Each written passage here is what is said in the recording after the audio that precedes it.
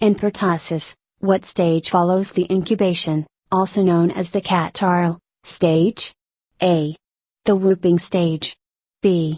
The paroxysmal stage. C. The acute stage.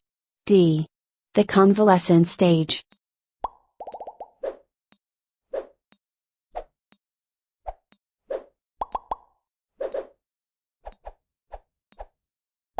The answer is B. The paroxysmal stage. After the catarrhal stage, an individual with pertussis will progress into the paroxysmal stage. It's during this stage that they will experience uncontrollable fits of 5-15 forceful coughs, followed by a whoop or gasp as they struggle to inhale. The force of these coughs can be such that they can result in vomiting, epistaxis, subconjunctival hemorrhage, or even broken ribs. How long is the incubation period for pertussis? A. 4 to 6 weeks. B.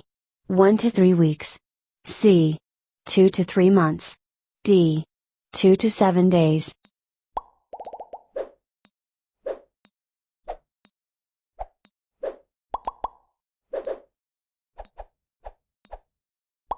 The answer is B.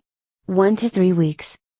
The incubation period for pertussis, also known as the catarrhal stage, can last as little as 4 days or as long as 42 days, but a typical period is 1 to 3 weeks. During this stage the disease looks like a regular upper respiratory infection, with sneezing, mild cough, and runny nose. The infected individual is highly infectious at this time, with bacteria spread by airborne droplets after sneezing or cough.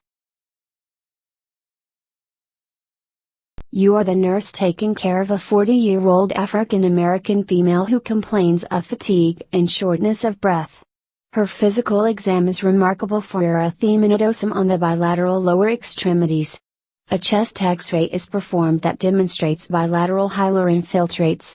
She lives and works in a suburb, has not traveled outside of the United States recently, and does not work in a healthcare setting. Which of the following is the most likely diagnosis? A. Meningitis. B. Sarcoidosis. C. Lung cancer. D. Pharyngitis. E. Tuberculosis.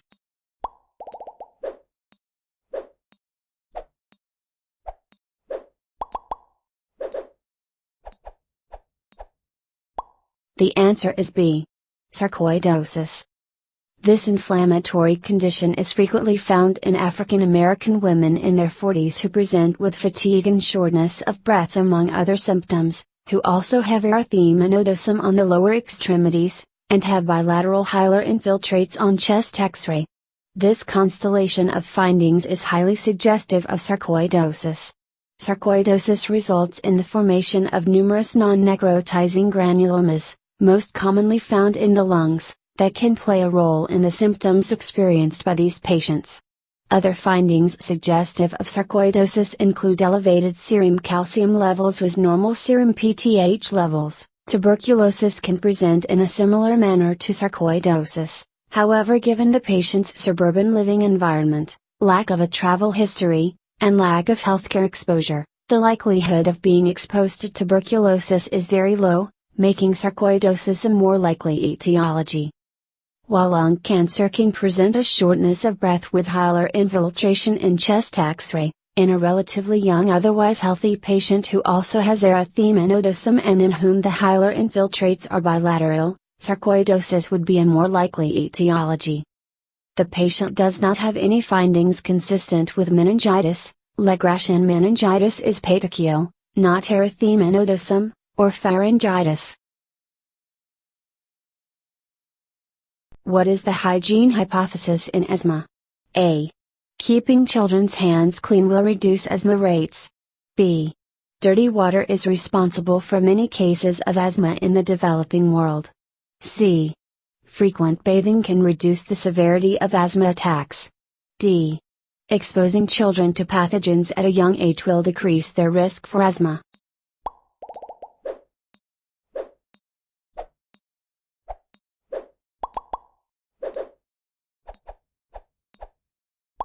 The answer is D.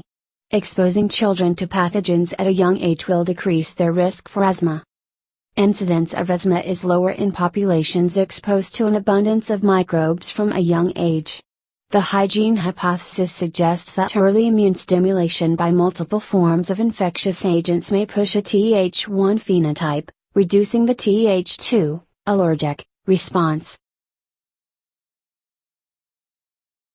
All of the following are common triggers for asthma except dash. A. Exercise. B. Squatting. C. Cold air. D. Emotional stress or excitement.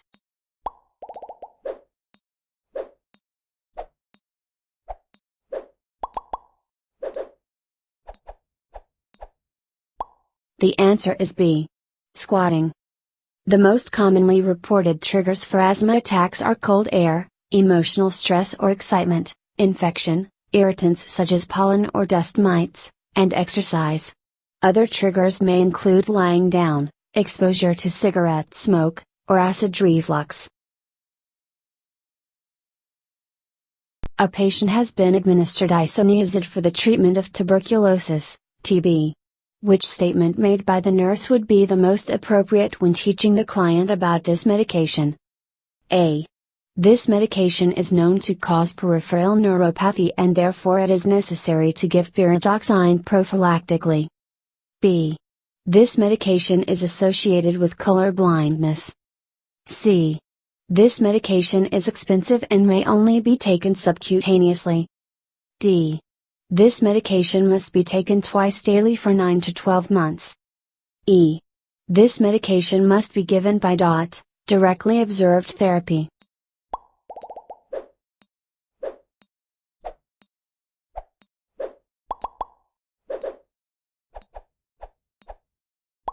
The answer is A. This medication is known to cause peripheral neuropathy and therefore it is necessary to give pyridoxine prophylactically. Isoniazid is a bactericidal drug that is given for tuberculosis that has several adverse effects including peripheral neuropathy. This drug is usually administered in conjunction to other antitubercular drugs. Pyridoxine, vitamin B6, is recommended to be taken in conjunction with isoniazid to prevent neurotoxicity. Isoniazid is relatively inexpensive and may be taken orally or intravenously. It is not necessary to be taken under direct observation, and is usually dosed according to type of disease, active versus latent. The typical duration of administration is roughly 26 weeks. Color blindness is not associated with isoniazid treatment. All of the following changes may be seen in chronic asthma except dash. A. Hypertrophy and hyperplasia of mucous glands. B. Destruction of alveolar septa and pulmonary capillaries. C. Epithelial desquamation. D. Deposition of subepithelial collagen.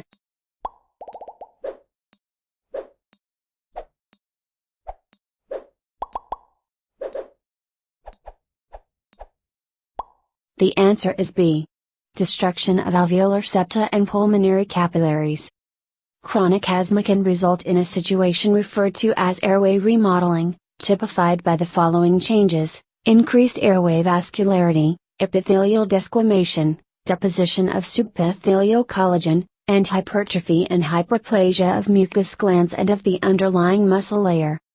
Destruction of alveolar septa and pulmonary capillaries is a common finding in emphysema and does not present in asthma. At what stage are antibiotics effective in treatment of pertussis? A. Up to 6 weeks. B. Up to 2 weeks. C. Up to 8 weeks. D. Up to 4 weeks.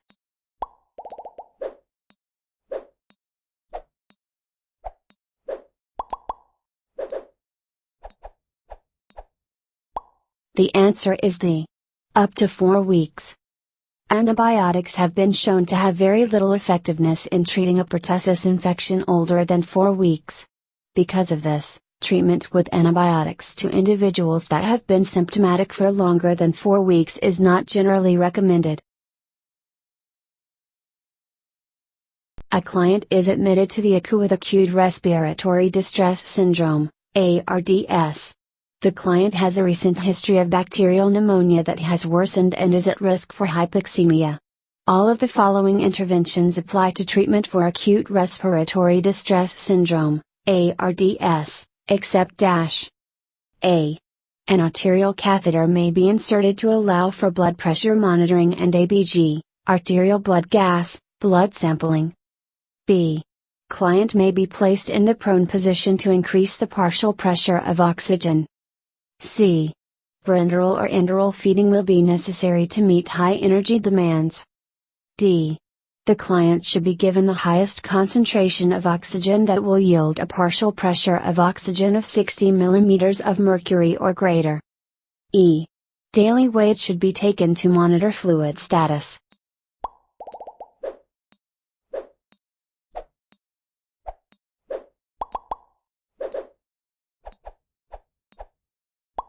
The answer is D. The client should be given the highest concentration of oxygen that will yield a PaO2 of 60 mm of mercury or greater. The oxygen concentration should be the lowest possible, due to the risk of oxygen toxicity seen in clients with FiO2, fraction of inspired oxygen, levels exceeding 60% for more than 48 hours. A young male presents to the emergency department after a motor vehicle accident. Upon examination, it is found that the client will require a chest tube to reinflate his collapsed lung. All of the following correctly describe how a chest tube is placed except which of these? A. After placement, the tube is sutured to the chest wall and a dressing applied. B. During insertion, the tubes are to be clamped. Once in the pleural space, they are connected and unclamped at that time. C. A common location utilized for insertion is the fifth intercostal, mid-axillary line. D. If performed at bedside, sterile technique must be utilized. E. If air is to be removed, the chest tube is placed inferiorly and posteriorly.